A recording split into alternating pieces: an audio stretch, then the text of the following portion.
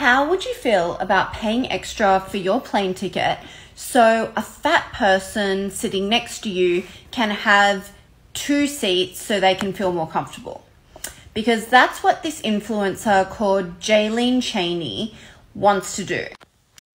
No, this unfortunately is not a joke. And I knew from the beginning that this would happen sooner than later. People blame society for everything, while the solution to their problems would be much easier to achieve.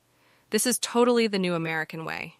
I made bad choices and take no responsibility for any of it, because it's somehow society's fault. Lack of accountability seems to be a reoccurring theme for certain groups these days. It's sickening. Your life is your fault. The fact that you are obese has in most cases nothing to do with genetics and everything to do with overeating and not getting any exercise.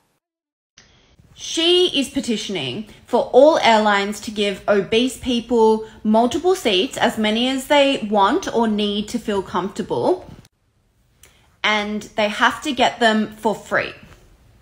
So those seats still have to be paid for somehow, and she is suggesting that the price will just get absorbed into all of the other passengers' costs. If I arrive at the airport with a bag that weighs triple the allowed weight, does the airline make every passenger pay extra for my luggage? Or do they make me pay extra? Because she not only weighs more, which probably generates extra cost for the airline, she also demands to get an extra seat for free. How does something like that even make sense in her head? This is what zero accountability looks like. But let's give her a chance and watch the original clip she made. Things that plus-size travelers hate. When the tray table can't come down, worrying about asking for a seatbelt extender, having little to no room to move,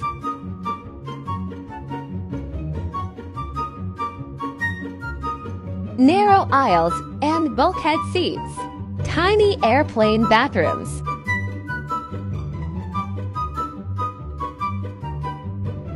worrying you're going to break the toilet, getting pat down because you're fat, tiny airport chairs with armrests. Okay, so let me list all the stuff she mentioned. The tray table. There is an easy fix for that. Don't be overweight. Worrying about the seatbelt extender? There is also an easy fix for that. Just don't be morbidly obese. You won't need one. Having little to no room to move, there is also an easy fix for that, and I will let you guess what it is. Yep, losing weight. Who would have thought? Narrow aisles and bulkhead seats, also the same thing. I don't have to worry about not fitting in my seat because guess what? I'm not obese. And you know why that is? Because I think twice before I shove unhealthy junk down my throat. Same with the tiny airplane bathrooms. Take care of your body, and all the issues you listed will magically disappear.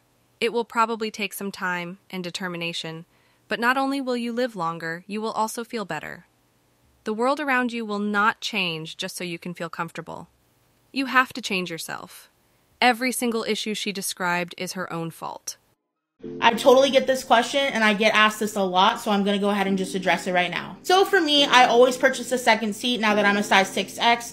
I also usually am traveling with my partner, so we get a whole row to ourselves. We're both plus size individuals. But when I'm traveling solo, there's a few different things that I do. In flying solo and when I was a size 4 and 5X, I was able to comfortably sit in a first class seat, just one, and I would do that anytime I was flying by myself. Now I rarely fly by myself because I have a partner and we're both plus size, so we just make sure to get anything that we need to accommodate ourselves comfortably. And keep in mind that if you're commenting this on someone's post, they probably know they're plus size and they're probably already doing whatever they can to make sure they're comfortable and everyone around them is going to be comfortable too. I have a few things to say about this. In general, when you get to the point that you are morbidly obese and you are only getting bigger and bigger, you should take a moment to think about the things that are causing your weight gain. You can't just gain weight out of thin air. Maybe try to change your diet or try to eat less. Consume less sugar and try to eat only stuff that is healthy.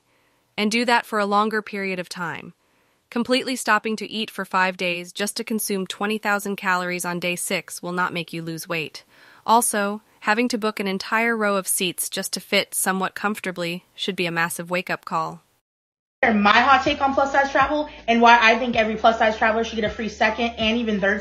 I'm just going to address the elephant in the room, the elephant being her, no pun intended. You just think money grows on trees? You want the airline to give you free seats? Do you know how many Twinkies a free seat is worth?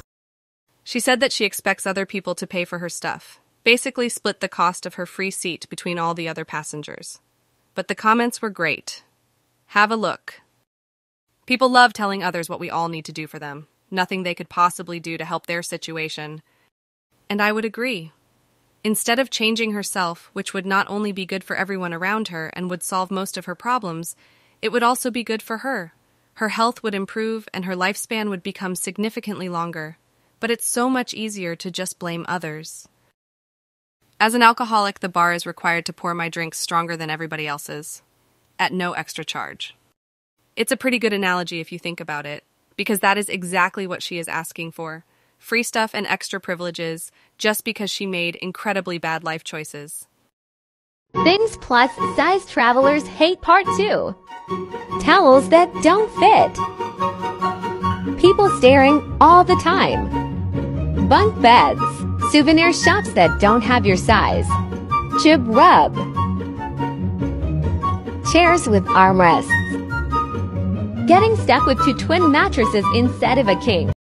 So let's get this straight. If you travel to pretty much any country that is not the USA, people will stare. In the US, almost half the population is overweight. In Europe, the average obesity rate is around 15%. And there is one more thing that is pretty hard to see when just looking at the numbers. Most overweight people in Europe are old. While in the US, you have children who look like they just ate an elephant. So no wonder people stare at you. Also, why do you expect shops to have clothes in inhumanely large sizes? Who is going to buy that stuff?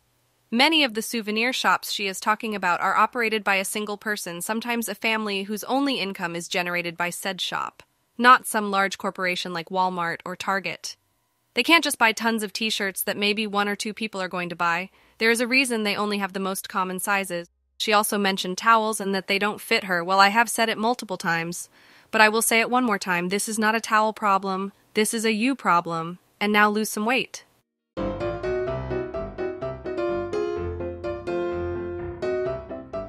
Hi, you've reached Giovanni's. How can I help you? Reservation for tonight? Of course. How many people? 4? Okay, yeah, we can do that.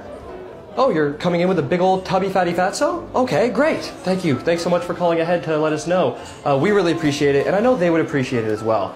Fat people love when their friends have to call places ahead of time to warn about their size. Yeah, they love it. Yeah, don't worry. We'll get the big old fat booth ready for you. And don't worry, the menu, we've removed all of, mentions of diet, no keto, no vegetarian, no nothing. We've actually also removed the calorie counts on the menu items. We know that can upset the big old porkers, you know what I mean? Nothing worse than an angry fat person. I know you know. But yeah, we'll have the booth ready for you for 7. And don't worry, there's a place for them to park their scooter.